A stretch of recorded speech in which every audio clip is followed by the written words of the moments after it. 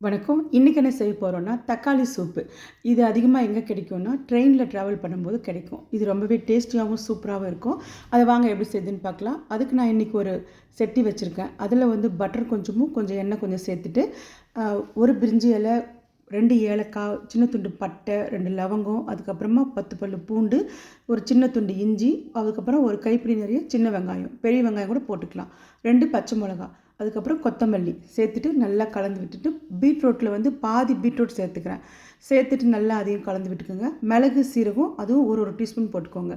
அதுக்கப்புறமா ஒரு 5 தக்காளியை 2ஆக கட் பண்ணி இதில் சேர்த்துக்கிறேன். அப்புறம் 1/4 டீஸ்பூன் அளவுக்கு மஞ்சள் பொடி, 1/2 டீஸ்பூன் அளவுக்கு தனி மிளகாத்தூள், இதையும் சேர்த்துட்டு நல்லா கொஞ்சம் கலந்து கொடுங்க. இப்போவே கொஞ்சம் உப்பையும் சேர்த்துக்கோங்க. சேர்த்துட்டு நல்லா கலந்து கொடுத்துட்டு, ஒரு 1/2 கப்பு இல்லை 1 கப்பு கூட தண்ணி சேர்த்துக்கோங்க. தக்காளியிலே தண்ணி நிறைய வரும், பார்த்து சேர்த்துக்கோங்க. நல்லா ஒரு 10 நிமிஷம் நல்லா அது குக் ஆகட்டும். நல்லா வெந்ததுக்கப்புறமா ஸ்டவ் ஆஃப் பண்ணிவிட்டு நல்லா ஆறுனதுக்கப்புறமா மிக்சியில் போட்டுக்கோங்க. அப்படின்னா நான் ஹேண்ட் மிக்சியில் போட்டுக்கிறேன். எல்லாத்தையும் ஒரு பாத்திரத்தில் சேர்த்துட்டு, தனி பாத்திரத்தில் நல்லா கொஞ்சம் அடிச்சிடுங்க. நல்லா பருப்பு கடைவோம் இல்லையா, அந்த மாதிரி நல்லா அடிச்சுங்க. அடிச்சுட்டு இப்போ இதை வடிகட்டிக்கணும். நம்ம ஒரு வடிகட்டுறது வச்சு நல்லா இந்த மாதிரி வடிகட்டிக்கோங்க.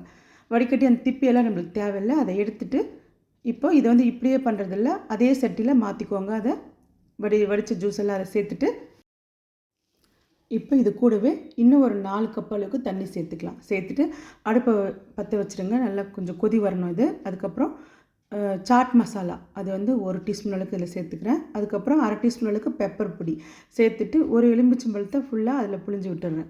பெப்பரு, அதுக்கப்புறம் தேவையான அளவுக்கு உப்பையும் பார்த்து சேர்த்துக்கோங்க. இப்போ நம்மளுக்கு தேவையான அளவுக்கு தான் சேர்க்கணும்.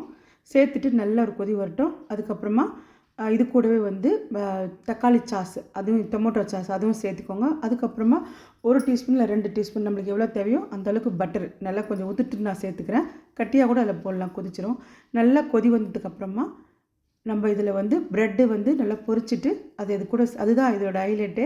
இந்த சூப்போட ஹைலைட் அதுதான். ப்ரெட்டை வந்து இந்த மாதிரி 4 பக்கம் இதை கட் பண்ணிவிடுங்க. கட் பண்ணிட்டு சின்ன சின்ன டியூப்பாக எடுத்து எண்ணெயில் பொரித்து எடுத்துக்கோங்க. நம்ம ப்ரெட் அல்வாக்கெலாம் பொரிப்போம் இல்லையா, அதே மாதிரி தான் பொரிச்சிட்டு, இதை நம்ம எந்த பாத்திரத்தில் சர்வ் பண்ண போகிறோமோ அதில் வந்து 2த்துலேயும் போட்டுட்டு, இப்போ நம்ம அந்த சூப்பை அதில் ஊற்றிடலாம். ஊற்றி நல்லா கொதி வந்து ஸ்டவ் ஆஃப் பண்ணி வச்சுருக்கோம் இல்லையா, உடனே சூடாக இதை போட்டு கொடுக்கும்போது அவ்வளோ அருமையாக கொஞ்சம் கொத்தமல்லி தூவி கொடுங்க.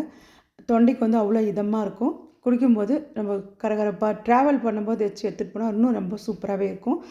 அவ்வளோ அருமையாக இருக்கும். வாங்க இதை டேஸ்ட் பண்ணி பார்த்துடலாம். நீங்களும் இதே மாதிரி செஞ்சு பாருங்கள். சூப்பராக இருக்குங்க. தேங்க்யூ.